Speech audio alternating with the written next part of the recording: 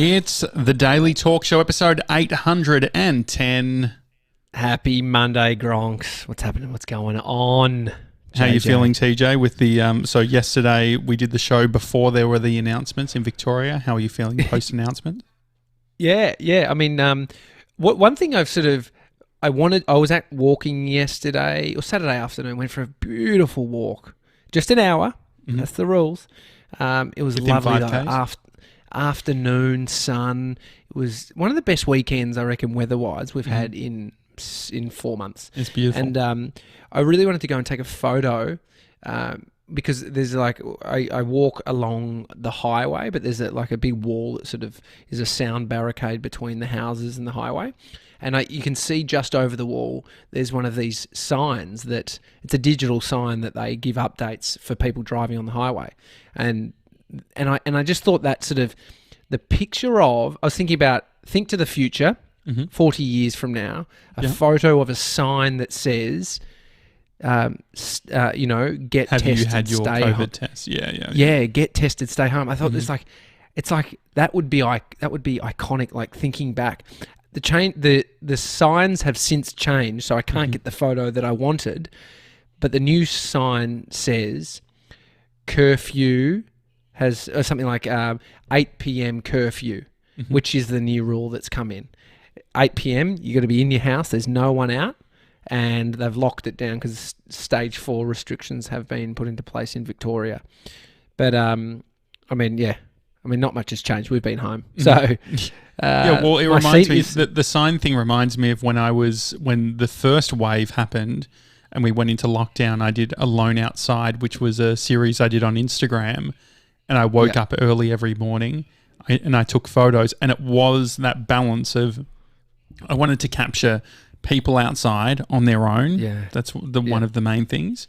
But then it was very tempting to have the shots of the playgrounds with all of the rope around them and things like that. It does feel like when you're in it, it does feel like we'll look back.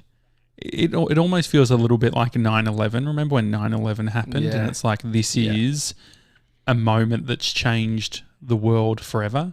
Do you get that sense? Yeah, I mean, definitely. But the photos won't feel like that for 20 years. I think that's when you'd really sort of know. And so if you, it's like the person, I'm so impressed that takes a photo of themselves every day for 10 years. I mean, that's just a narcissist, but the ones that do it for doing the the stop motion where they're growing, they're like evolving, their face is changing. It's like that's foreseeing something in the future. So, I mean, that's why Google Photos now, I've just got thousands in there.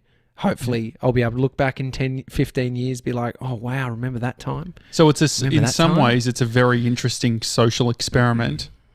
It does remind me a little bit of the Netflix documentary that we watched, 3 Identical Strangers. Oh, I don't know the problem is that I don't know if you can talk about it without revealing a bunch of spoilers. No, you actually can't. You just have to watch it. I mean, it's in the title, obviously, 3 Identical Strangers. You watch the trailer. I have a pet peeve, dude. Netflix. You know how they've got trailers? They're not the trailers that were made for the movies, as in for when a film was released in the cinema. It can sometimes be like a trailer that sort of just, I don't know, they must have cut it together. Just like a scene, just like a couple of scenes chucked together.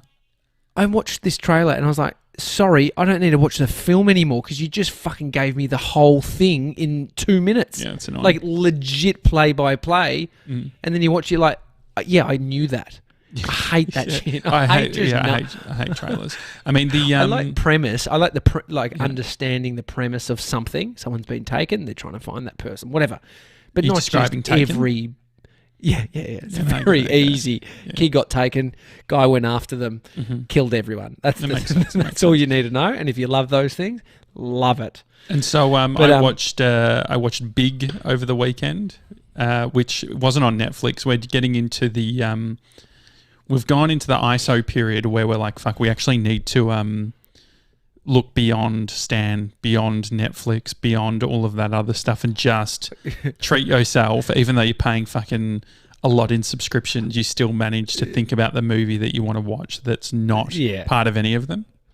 I mean, there's plenty. You were watching Big, Tom Hanks. I said you got to watch Sleepless in Seattle. Real tearjerker, but sort of makes you feel good as well. Sort of a love story. But these are some old... these are 32-year-old... Big was made in 88. Really? Well, the thing with Big, it's a fucked up film, don't you think? I haven't seen Big. I've seen Sleepless in Seattle. But also, there's like a relation... It's a classic. She essentially... there's a relationship that goes on and they're making out and she doesn't know that it's the boy, like the fucking 13-year-old boy who's grown up. It's a bit perverted. Oh. But anyway... Yesterday, one sort of site that sort of is quite startling is going to something like a Shoppo, Doncaster Shopping Centre. Huge, one of the biggest in Melbourne. And you see there's absolutely... It's like there's fuck all people there. There's really? nothing, I was expecting there would be big lines or whatever, people preparing, getting their black beans. At the supermarket. But supermarkets are busy in general. But just seeing the dormant... fucking nothing there. The Apple store, they've removed every product off the shelves, and so it's like a store full of tables, and they've literally dismantled all of the phones that were on display. Like, they haven't just left it all out. Do you know how much those tables cost? The tables at the Apple stores? Yeah. I don't know. They're big bits. The big pieces. Have a guess. Fucking ginormous. I mean, if I was just to throw a number, I reckon like 4K a table. No. You could easily spend 4K on a big table. No, you've underbaked it. Underbaked it? Yeah. Really? Yeah. How much are they? They're custom made in Canada, and from a special wood, and they cost 10 grand a piece. 10 grand a pop. Yeah. And so I reckon there's 3, 6, 9, 12. I reckon there's 15 tables in the one at Doncaster. There's a lot of cash 150K tables. I mean, they are the most wealthy company. Hang on, actually, it's a fun thing because now, depends who you're reading. Because now I'm reading another one that says $80,000. So this is on Reddit, and we know that only good things, legit info comes from Reddit. So the cement bricks that outlined the stores are handcrafted from Germany. Each wooden table. The ones for Genius Bar and iPhone, Apple Watch, iPad now cost $80,000 per table. Oh, I thought it was. I'd heard 30 grand. They're crazy though because they've got all these like special features of like being able to like they've got a cash register built into some of them. Have you seen that? Where it's like the Genius Bar at the back for sure. Yeah, like they're impressive. Big table. Yeah, wow. So anyway, I went to yesterday. I mean, we're all trying to save a few bucks. We've all sort of taken a hit to the hip pocket in terms of, work and revenue and wages. And so I thought, $15 haircut for Bodie, I can do it myself. Great. I can do it myself. And I've got like a shaver. It's not the beard trimmer that you used on your head that then you fucked and had to go get a new one. It's a legit, but it's old. It's a legit head shaver, and so I use it for my beard because my beard is the thickness of someone's hair on their head. That's what I need to sort of attack. So does it have the little the bottles of oil? Because I never know what to actually do with those little oil bottles. Yeah. It's got the bottles of oil, and you're just meant to, like, when it's off, just run it once across the blade, and then turn it on, and it just lubes up the blades. Really? Anyway, I got Bodie downstairs, got him onto his little chair, and we put like a little cute sort of throw over him so it looked like he was at the barber shop, and I got stuck into it. He lost his shit, and so I had to give him my phone, which meant he was like my phone in his hand with his head looking down. So it's not ideal. It's like a barber or a hairdresser wants you to look at yourself in the mirror, so you got that nice, they're getting the sort of symmetry. They're trying to sort of cut it all properly. I got into it and I regretted it as I shaved one side of his hair off. So it's like he literally just had like one side was a 2 and it sort of blended back into a mullet at the back. I mean, this is not too dissimilar to what happened with me, is it? So do you have a little bit more empathy for what happened? Like, you're trying to do the right thing. You don't want to have to go to the hairdresser. Well, I I committed, and so I had to keep going. I had the scissors, I had everything going, and I ended up getting as far as shaving the back, the sides, and trying to do a little bit of a, trying to sort of trim Fade. the top. I got to a point. He looks like an absolute goose. And so what have you done? Have you buzz cut it? Hence why we went to Doncaster Shopping Centre to go to Just Cuts to get him fixed up. How much? Did they at least give you a deal? Surely you've done half the work. I mean, it cost $22 in the end. Oh, really? Yeah, so annoying. $22. Were you pissed off though at the time? Oh, I felt because you're laughing insecure. I really could. Was he wearing a hat or a beanie or something going to the shop? No, this is the thing. You can't just. I just would have whacked a hat on for 6 months. Yeah. He is a child that didn't give a shit about his hair in the first place. Literally was more interested in the phone and what that had to offer than what I was doing to his head. And so I felt funny for him. But then I was like, this kid doesn't even feel anything. Yeah. How funny is it that we totally identify with what our hair looks like and it's part of our fucking identity? It's very much a Jackett identity thing, right? You've got great hair. Well, when people tell you have amazing hair, you walk into an office. I walked into the Bastion, who we had Fergus Watts, who's CEO of Bastion. I was up in Sydney at the head office of Bastion. Walked in with Jack, his brother, who's one of the owners, and he's like, Tommy Jackett, best hair in the business. Welcome. I mean, that does a lot to your fucking ego. Anyway, the lady said to me, she said, "Oh, not bad. Good try. But I'm glad you've come in to let us fix it up." And so he walked out. He walked in as an 8 out of 10. Mm-hmm. He walked out as a 15 out of 10. That kid is an absolute... He looks so good. The sharpest haircut in Bulleen. So you didn't fuck it enough, so that you left enough for them to be able to fix it. I mean, what they gave him was what I was trying to do, but I got it. I basically say that I am the guy who dug the hole for the pool, and then the pool builders came and installed the pool. Yeah, you loosened the jar. I loosened the jar. But no, he's happy as Larry, and he's looking $1 million. Well, that's good. I was thinking about experiments. So if you watch this 3 identical strangers, you'll think about experiments and things like that. Yeah. And then also everything that's happening at the moment with vaccines, people going into trials with these things. I read a book called Rebel Without a Crew, and it's about a filmmaker and what he does to try and get his films made. And he was, it's Rodriguez, the director, and he was talking about doing all of these medical things like trials to make cash, so he could use that money to make films. And so I've never done it before. There is like, do you want to be a part of this study? You can be paid to... And I've always thought, fuck, who are they relying on? Desperate uni students that have no time to work but could sort of dedicate 4 hours on a Saturday to be injected? I don't know personally anyone who's done clinical trials of anything. But there's a bunch of people who that's their shtick. They just go from clinical trial to clinical trial.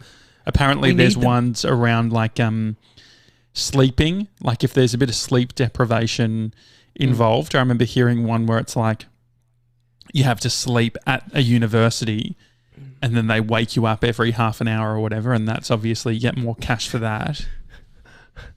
How many times you get woken up, you get cash? Yeah, I don't know, but it's interesting. Like, I wonder what would you do from a medical trial perspective for a bit of cash? Yeah. Mate, not much. Really? Not much. Not at desperate all. enough. No. I mean, yeah, I guess. So what? So the people we deem as desperate that help pave the way for technology and medical research. Like, shout out to rats. Shout out to rats. I mean, this is why they do it. But rats, aren't they? Well, you bring it to the first COVID-19 trials. Like, these are already underway. There is thousands of people being injected with something.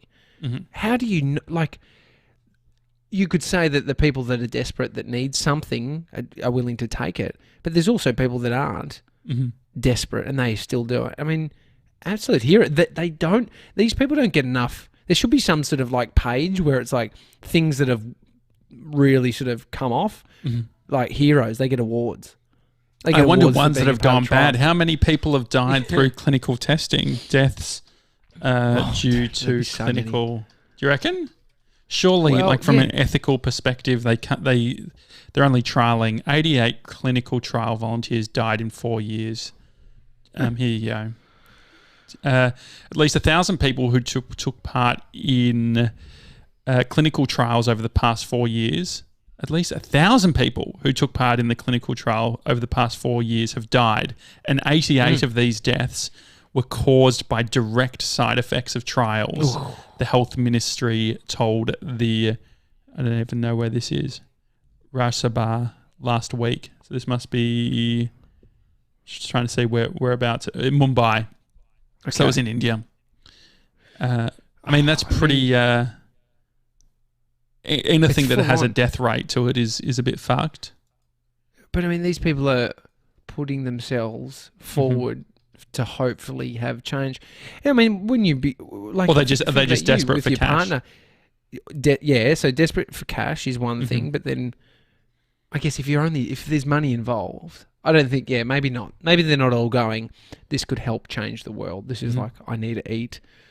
It's sad, isn't it? I mean, I always think about the mindset you'd need to want to go to war, and you see people with families that decide to go over and serve. One side you've got, I mean, this is helping our country. These are the people that are protecting us, all of that. The other side, you've got a family and your wife, your husband is just stressed out of their mind always. I personally, I fall into the category of absolutely not. I couldn't do it to myself and my family. But that's not to say that the people that do it are selfish or anything. It's like they have the personal sacrifice stuff, right? Like that's what, I think that the service men and women in the US, it's a big thing. Like it's which I think makes sense. I think that for me, it's a hard one to reconcile, but I guess someone has to do it, right? Like we do need people to be able to do this sort of stuff. Like what would it look like if we're all like, we're not going to have any military?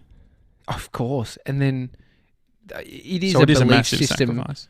Yeah, it's a belief system though that has to be different to someone like me. Like, you know how you hear people, I've seen people just sort of talking about this before. It's like, no, it was their calling. They felt they needed to do it. It's like all of this stuff is your mind and your belief system in play.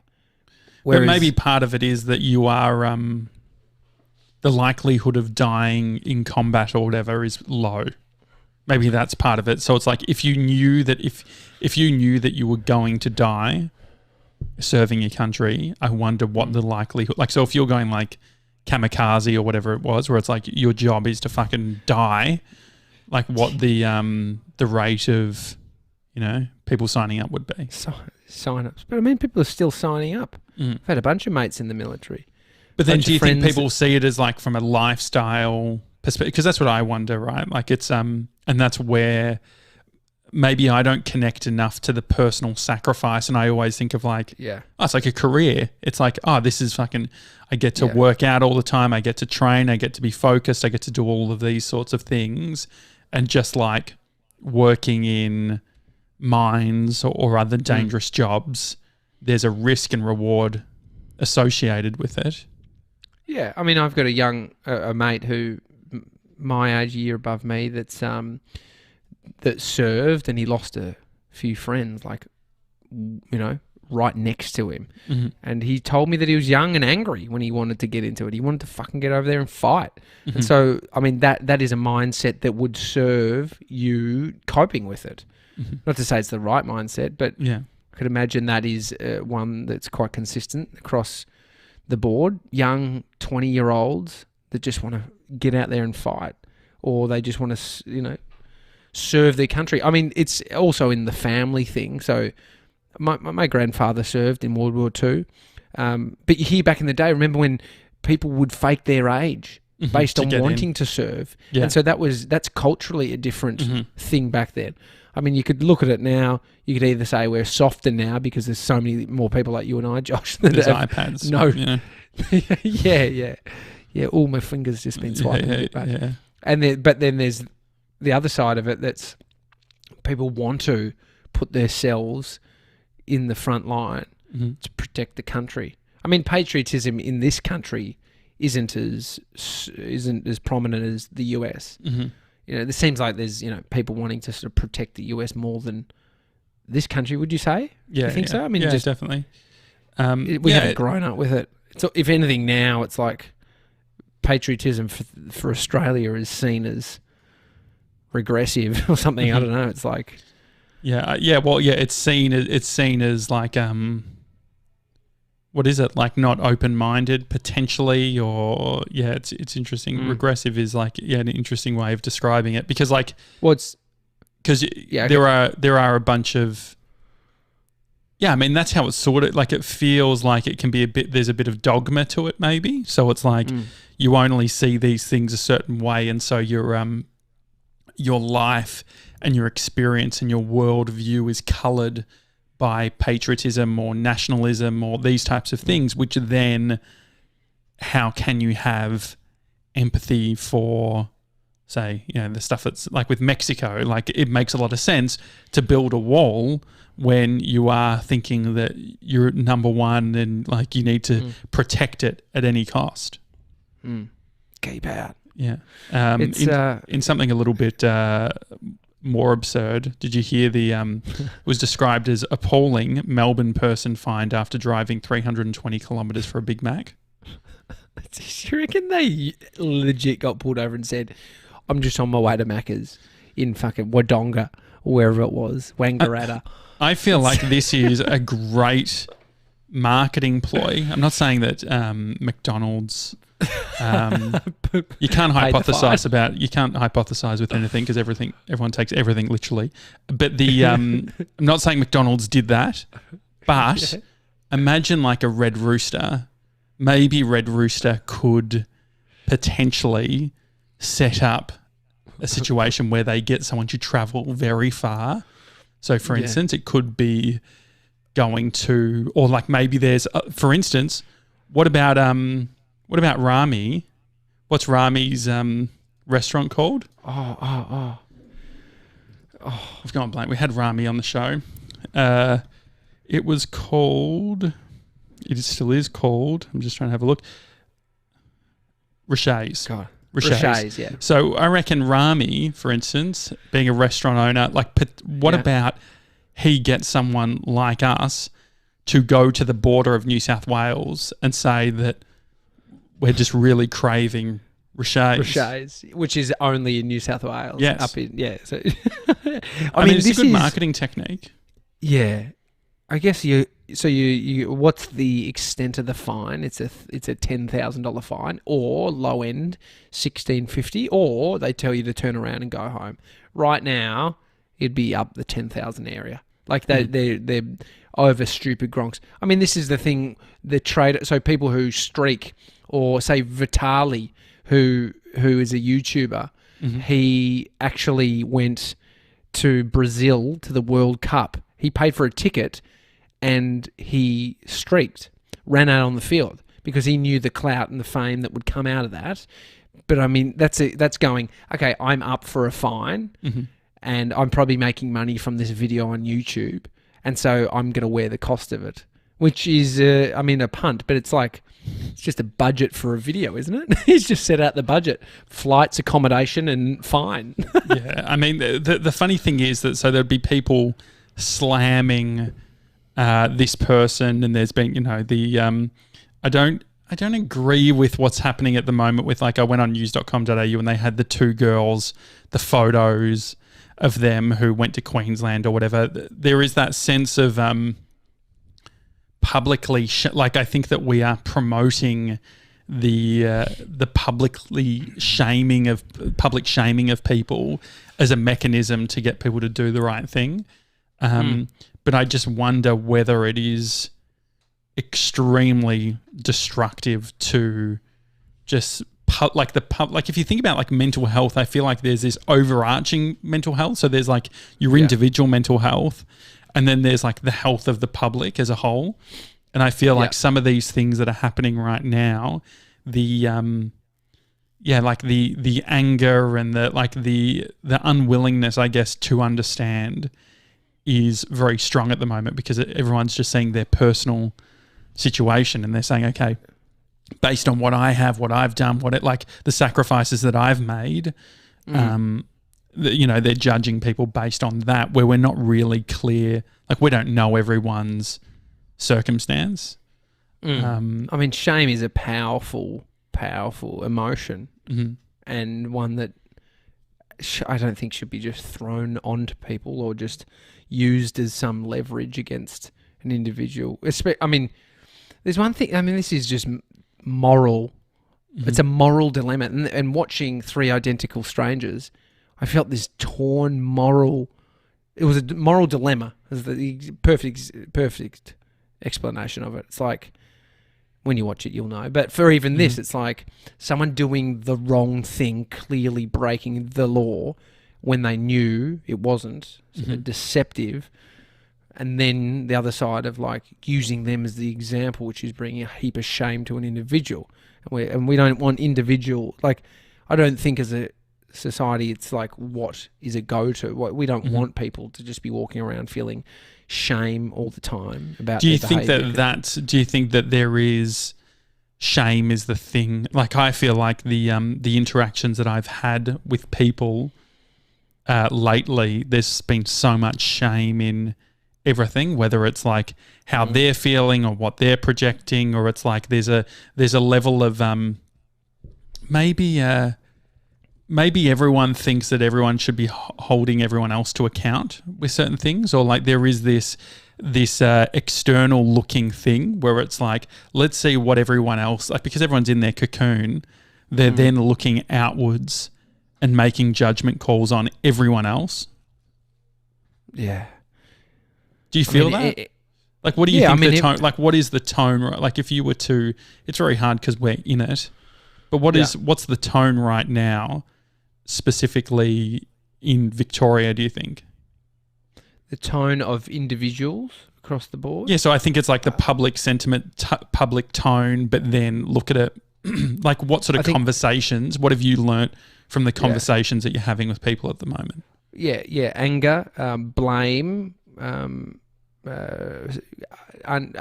of control, which, I mean, I was just looking at what shame associates with feelings of withdrawal motivations and feelings of distress, exposure, mistrust, powerlessness, worthlessness. Like, powerlessness is one, not that you could look at your day and having the power to make decisions on how to shape your day, and a lot of these powers have been taken away from us. We can't decide to go out after 8.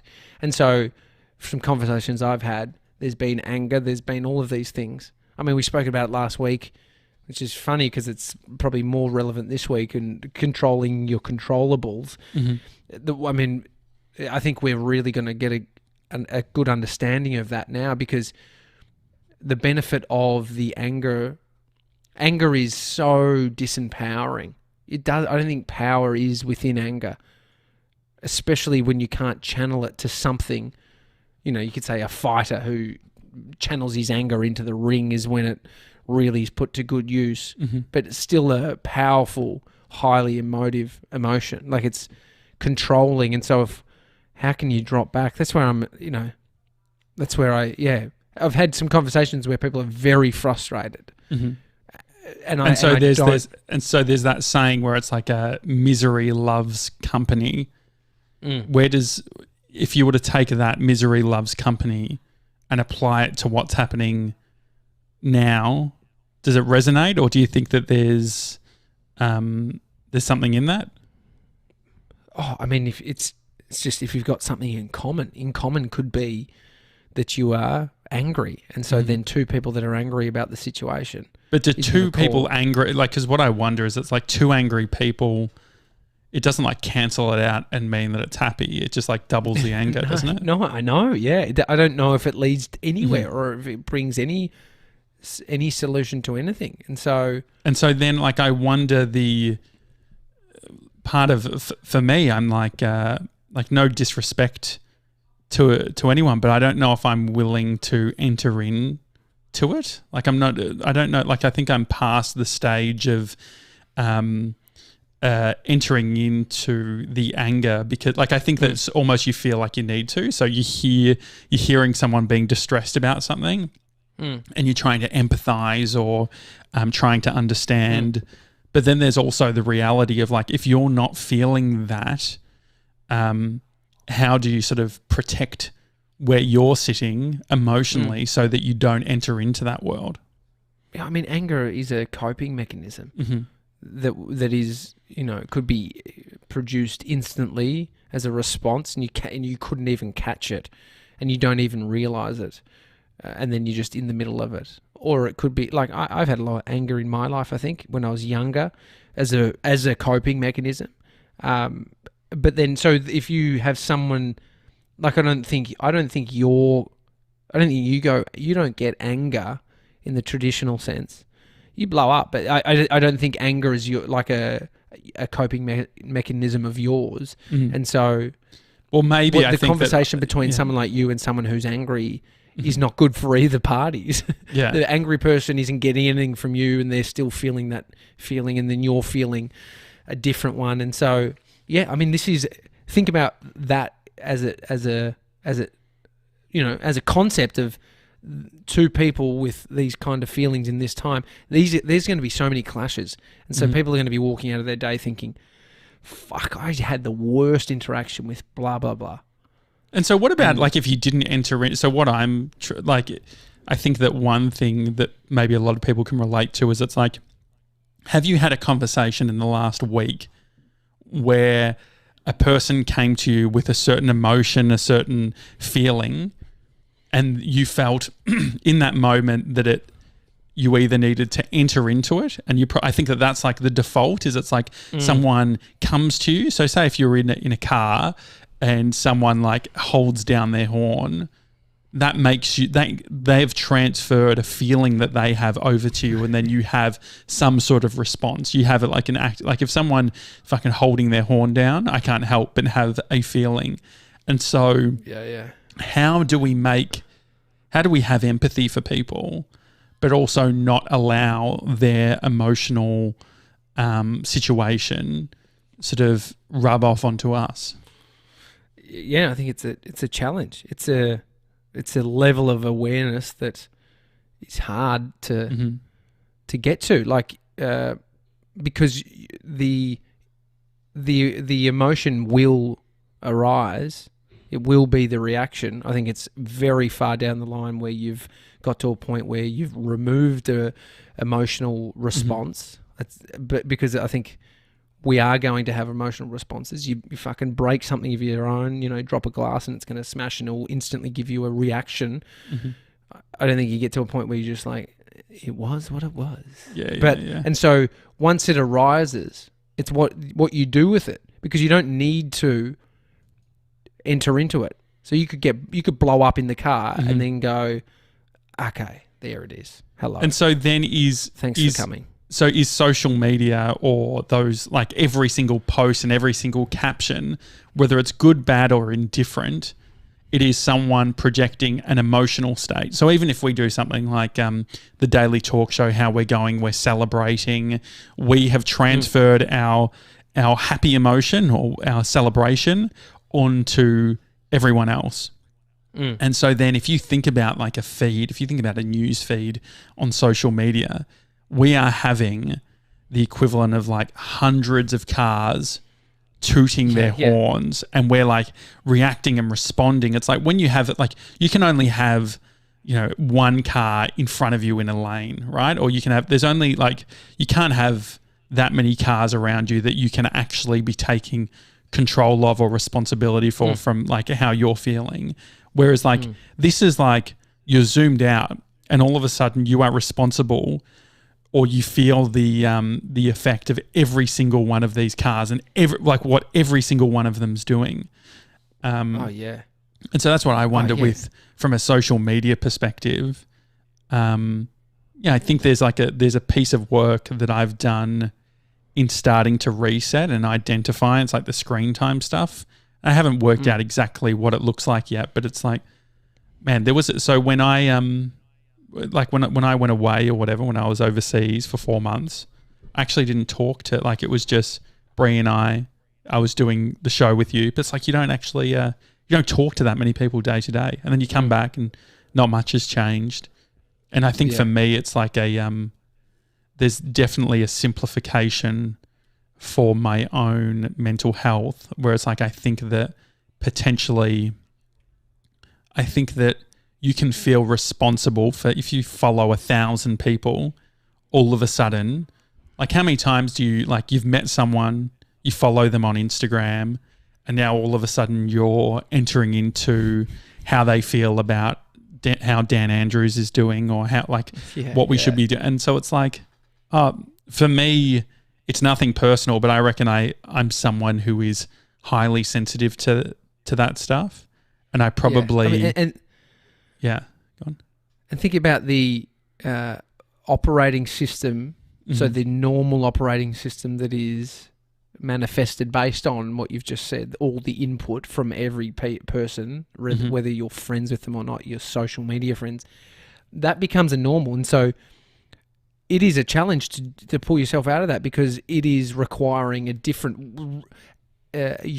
what you will know is it is a more positive approach, but the other one, positive or negative, a normal becomes a normal. And so that stimulus and being fucking highly emotive and reactive to what people are saying in your ether is still just the way you've been operating. So it's like, it's so hard, because you go one way hard and you're like, oh fuck, getting out is hard as well to the other side. But it'll all still happen. There will be still moments. But if you can just fucking dial that noise down, it's so beneficial. 100%. Yeah, and I think that, like, as you read, like, I've been reading some autobiography stuff, and then I think about who I respect from, like, the craft or what they've done for an industry or whatever it is, and they don't have the capacity to have that many things going on at once, like that many conversations. So the reason I bring it up is I think there's probably a lot of people that feel the same, where it's like, hang on, I'm going on social media and I'm consuming this stuff about from someone who I haven't actually seen in person for 8 years, or every time I speak to this person, it makes me feel a certain way. And I think that this time can teach us that all of these things are optional, like YOLO. It doesn't, there's something so empowering about being like, oh, like, you don't need to enter into this stuff. Like, you can, you don't have to have a strong opinion on everything. And if you don't have a strong opinion on everything, it's probably because you don't know everything. And I think it becomes difficult for people who think they do know everything, and they think that they could, run the country better than, any world leader. It's an interesting time, but I think that potentially that stuff, all of that noise, I feel like maybe I wish I had identified it earlier, because I've definitely done it, right? Like, I did the whole going off social media and things like that, but just identifying, like, oh, what's that response doing? What is the constant being accessible? Like, I like the idea of fucking being hard to. There's an empathy. Yeah, go on. Access. Yeah. Fuck it. Like, do you think that you're accessible? Yeah. What does accessible mean to you? Well, accessible to friends. I don't know. It's just I ignore some messages that I get sometimes. Not text messages usually. I feel sort of guilty about those, but messages in general coming through. But yeah, I don't know. I think we deal with the noise differently, for just our own versions of it. The empathy for yourself, though, is to to know that it does, like it is you. So you saying, I wish I knew this earlier. It's like it takes time to learn something for the penny to drop. Light bulb moment it just has to be the way it is. I think, and it's the equivalent. I guess it's like using a metaphor. It's not too dissimilar to your phone, and you've got 100 apps open, and you're wondering, why is my battery running out? Why are all these things happening? And then you're like, oh fuck, I've got every app on this phone open. And so I'm in the process right now of closing them all down to get to a point where it's like, I actually don't want to be like, and this comes out of like, it doesn't have to be crazy at work. It's like busyness, like how much of the stress, the busyness, the responding quickly, the being accessible, how much of it's actually moving the needle in a positive direction for you in your life? Yeah. I mean, I think it's noisy, so it feels like there's progress. But if you reassess what the progress is, always on, always available. So if you gave yourself the job, so for instance, like using like the car or road analogy, like you see cars going past, there's an intersection, right? There's not one point where I think that it's my response. If I see cars struggling, it's not like you go into the middle of the road and start directing traffic. But it feels like what can sometimes happen is it's like, that's like a job that could be done. Yeah. And so we're just entering, if we see a problem, we think, okay, we'll enter into it and solve it. And so in some ways I feel like I've just been direct, like I've ended up on a street corner or an intersection. It's like fucking Southeast Asia where there's just fucking someone there, just like, and you know, fucking 100,000 motorbikes and stuff. And it's realizing of like, oh, hang on, like I don't need to, this isn't my job. And it's nothing personal, but the reason I bring it up is because I feel like I can't be alone. And if you're feeling a certain way, if you're feeling like the weight's on your shoulders, or you feel like people are asking too much of you, or like there is the other option, which is just like, oh, I'm not entering into it. And that's, and there is something in self-preservation as a means to be generous. It's not about self-preservation to be selfish. It's about you can be the best version of yourself if you can enable some sort of filter system that works for you. Yeah. Yeah, I love it. It's a good way to start your Monday. Yep. Take a chill. Anything else? Any other bits and pieces? Oh, it's another lovely day in Melbourne, so happy about that. Yeah, that's about it. Great. Okay. All right. Well, enjoy the rest of your day. We'll be it's just gonna be you and I for the week. We ended up shifting a few guests because we feel during this time it's like we went to 2 episodes a day last time. We're definitely not going to do that. But there's definitely something beneficial in us sussing this out. And as these big extreme things happen, aversion's happening anywhere, everywhere in the world right now. And so hopefully you can get something out of our chats. Things are changing. Lots of announcements in Victoria today. So it's I like it. Yeah. Look after yourself, everyone, and enjoy the rest of your day. We'll see you tomorrow, guys. See you guys.